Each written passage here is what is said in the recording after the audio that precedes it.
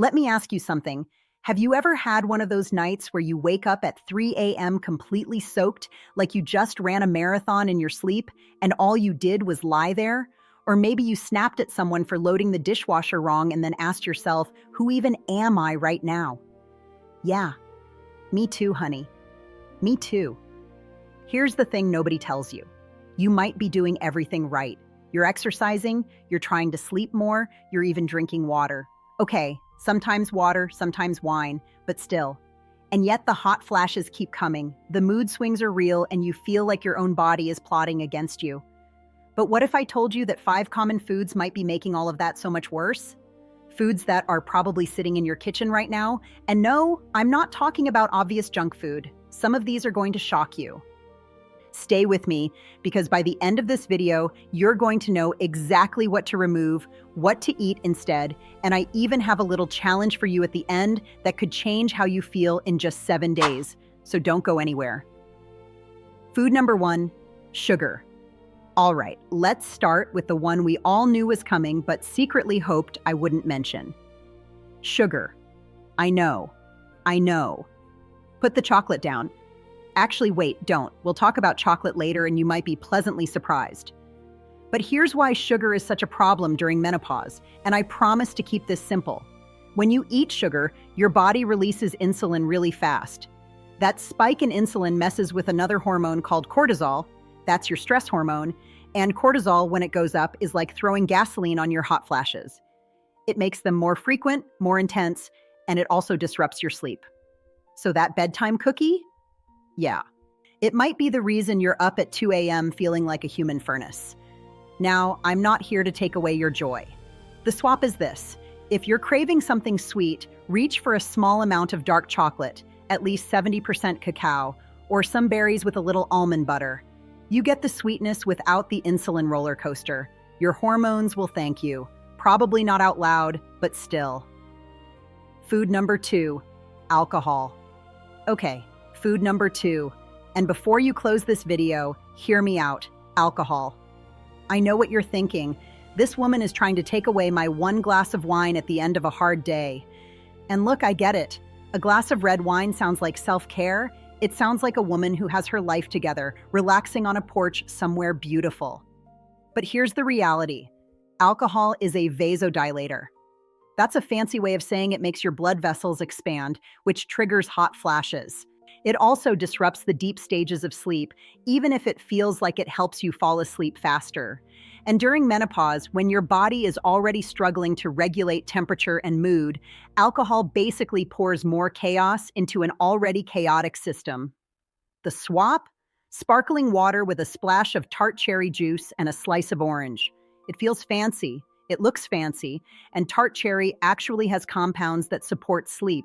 You can even put it in a wine glass. No one needs to know. Food number 3, spicy foods. Number 3 is one that many women figure out on their own the hard way, spicy food. And I'll be honest, I love a good taco as much as the next person. But after 50, my tacos and I have had to renegotiate our relationship. Here's the biology. Spicy food activates the same nerve receptors that respond to heat. So your brain gets a signal that says, it's hot in here, and it responds exactly the way it would to a real hot flash by making you sweat. If you're already prone to hot flashes, spicy food is like scheduling a bonus one with your dinner reservation. The swap is pretty simple. Use herbs like fresh ginger, turmeric, and cumin to add flavor without the heat. They're actually anti-inflammatory, which means they can help calm the symptoms rather than spike them. It's a win you didn't see coming. Here is the gold tip, hydration. Wait, before we get to the last 2 foods, I need to stop here for a second, because there's something about hydration during menopause that most people completely overlook, and it changes everything. During menopause, your estrogen levels drop, and estrogen actually helps your body retain water, so you become more prone to dehydration without even realizing it. And dehydration makes hot flashes worse, makes brain fog worse, makes joint pain worse, and makes your skin feel like it's auditioning for a cracker commercial.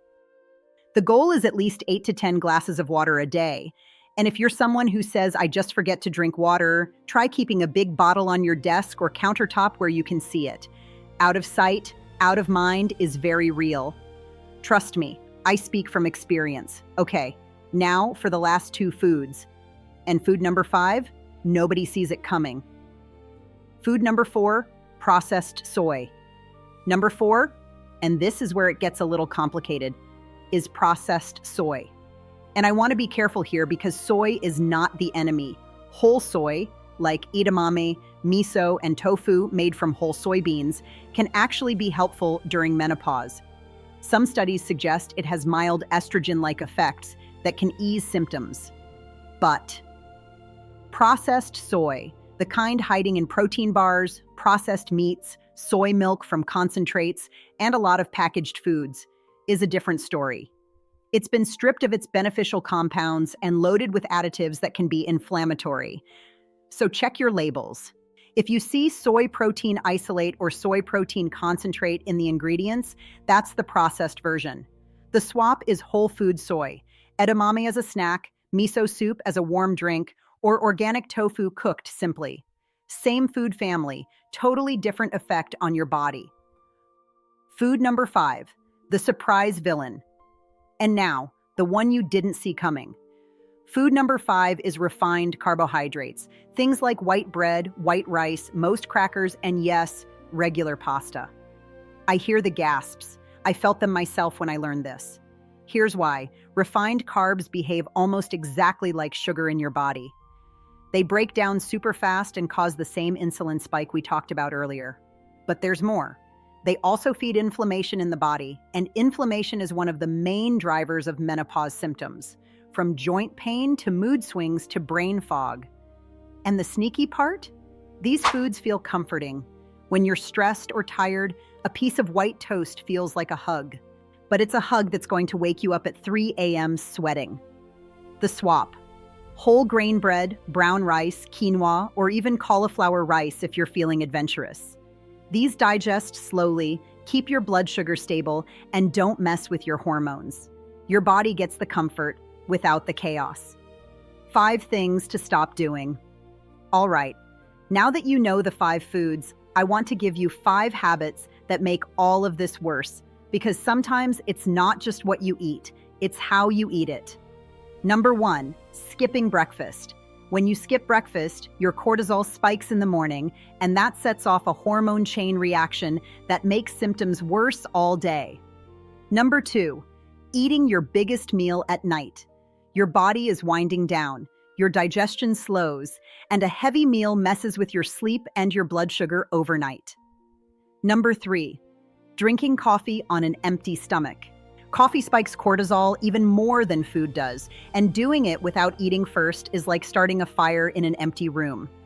Number 4, eating really fast and not chewing properly. I know this sounds like something your grandmother said. She was right. Digestion starts in your mouth, and when you rush, your gut struggles, and that affects your hormones more than you'd think. Number 5, going more than 4 to 5 hours without eating. Long gaps between meals drop your blood sugar too low, your body panics, releases cortisol, and you guessed it, more symptoms. Small changes, real results. So here's my challenge for you this week. Pick just one of these 5 foods, whichever one you think you eat the most, and remove it for 7 days, just 7 days. And then come down to the comments and tell me which one you chose and how you feel. I genuinely want to know. Because this community is the reason I keep showing up here, and your stories inspire me more than you know. If this video helped you even a little, please give it a thumbs up. It really helps other women over 50 find this channel and feel a little less alone in all of this. And if you're not subscribed yet, hit that subscribe button and turn on notifications, because every week we are here talking about real life after 50, the messy, beautiful, sweaty, hilarious reality of it. No filters, no shame, just real talk and real solutions. I'll see you in the next one. Take care of yourself. You deserve it.